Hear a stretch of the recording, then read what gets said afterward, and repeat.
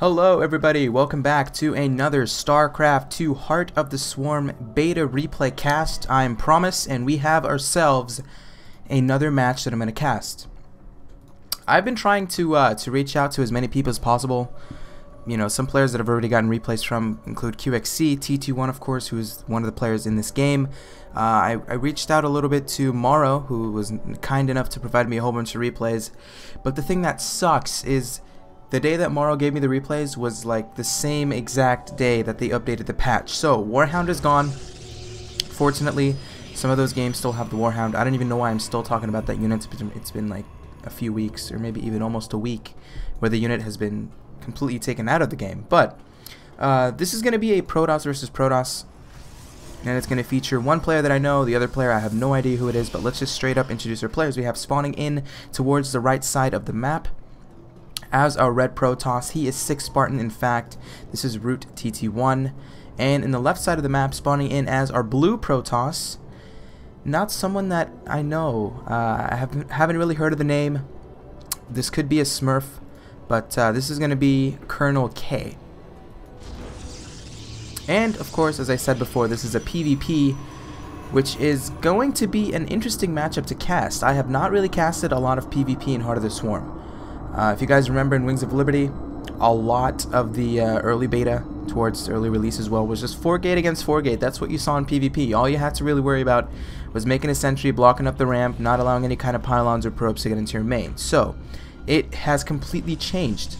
And the fact that Protoss have some new units introduced into the game allow them to go ahead and have many early game options to decide what tech they want to go for. So we'll definitely have to keep an eye out to see what is going to happen here for both players. TT1, if we look at the build orders so far, very common opening. We see the gas, very quick second gas has been taken for TT1. There's a cybernetics core started as well. So this second gas does not seem like it's going to be any kind of one base or very heavy early aggression from TT1. If he was going for maybe a second gate, he could be going for some kind of, you know, double stalker pressure, maybe a quick 3 stalker rush to do a little bit of economic damage. But this second gas, because it's so fast, I would assume maybe some kind of blink, maybe even Phoenix if you're going for this, you know, very quick 2 gases in the main. But ColonelK, what's going on in his base? It looks like he so far has started his cybernetics core. TT1's cores are actually okay. So TT1's cybernetics core is actually already completed. Chrono boosting, not even getting the warp gate. Okay, definitely a mistake there for TT1. Definitely want to go ahead and start your warp gate research as quickly as possible. But ColonelK, getting in the main, just scouting everything that he needs to see. Sees the double gases, can see how much chrono boost energy is remaining on the Nexus, and should basically plan out what he wants to do from here.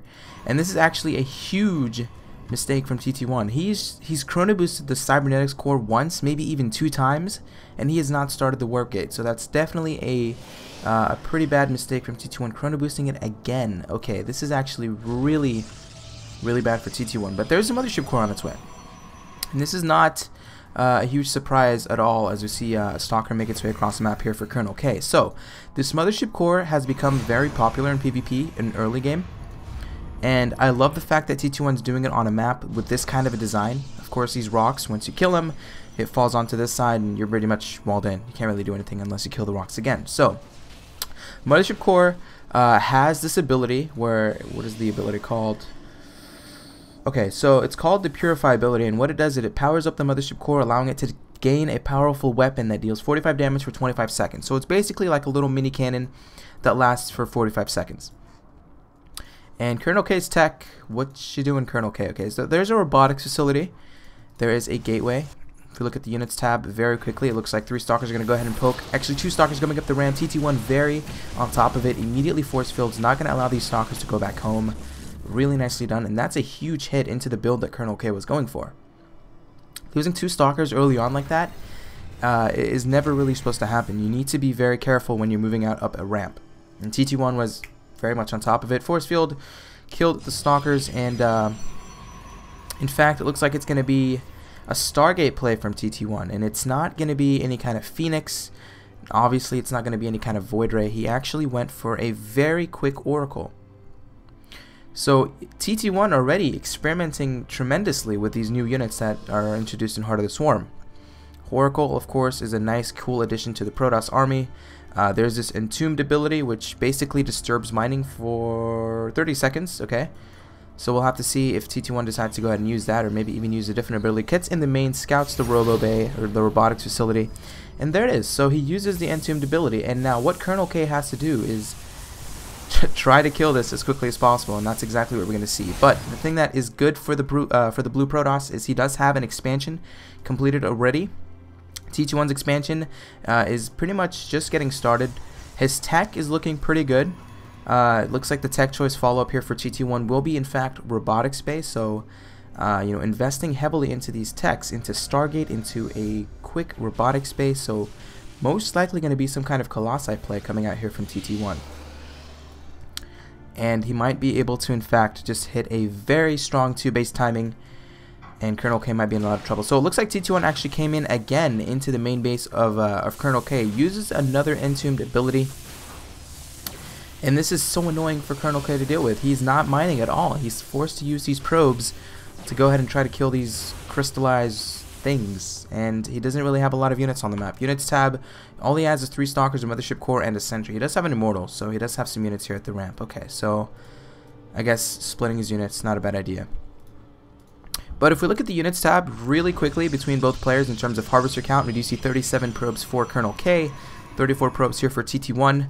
TT1 grabbing a 3rd gas relatively quickly here, right when his expansion finished. And there's the first initial Colossus in production for TT1. And, I mean, the build that TT1's going for seems to be very harass-oriented. The fact that he went for these very quick oracles gives himself a good amount of map control, where he can go ahead and, you know, harass the economy of his opponent. And behind this, the tech, it's a lot of tech because he's investing a lot of gas into this, but he's going to be safe because of the map design. And as I mentioned earlier, he was able to go ahead and kill the rocks. ColonelK not really going to be able to do anything as we take a quick look at the oracle here. Moving into the main base, ColonelK very much on top of it.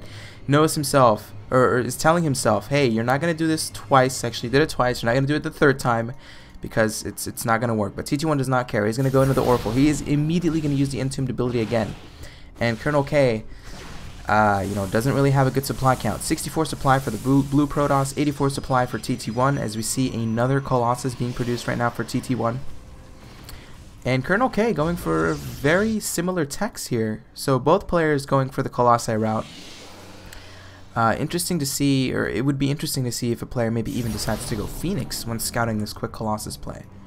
And TT1 again using the Entombed ability. So he is being very, very annoying right now for ColonelK. But let's look in the base of TT1. He is going to go ahead and almost finish completing his thermal lance, which is, of course, it allows your Colossi to go ahead and have a lot more vision. TT1's basically pretty saturated onto this 2-base economy. Does have the Mothership Core still hanging out. He might even just want to decide to hit a timing. 92 supply. He is supply block compared to 82. And the fact that he sent in this Oracle, he can very much see the composition that his opponent's going for. And it is not a lot. All he has is a Colossi, 3 Stalkers, 2 Sentries, and a Mothership Core. So if TT1 decides to go for maybe even a 3 or a 4 Colossi push as he warps in some more Zealots, he is going to be in a pretty good position.